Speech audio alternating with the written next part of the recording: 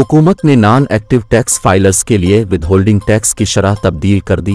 Federal board of revenue (FBR) के मुताबिक non active tax filer पर एक दिन में 50,500 रुपये निकलवाने पर 303 रुपये टैक्स लगेगा, जबकि इससे जायद और 55,000 से कम रकम निकलवाने वाले नॉन एक्टिव टैक्स फाइलर पर 330 रुपये टैक्स लगेगा।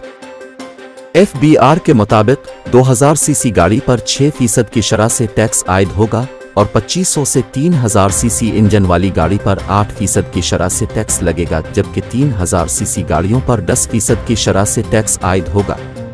FBR का कहना है कि हुकूमती इदारे और पाकिस्तान में मुकीम गैर मुल्की सिफारतकार इस टैक्स से मुस्तसन होंगे। नॉन रिहायशी पाकिस्तानियों के लिए ATM और डेबिट कार्ड से अदायगी पर टैक्स की शरह 5% कर दी गई है।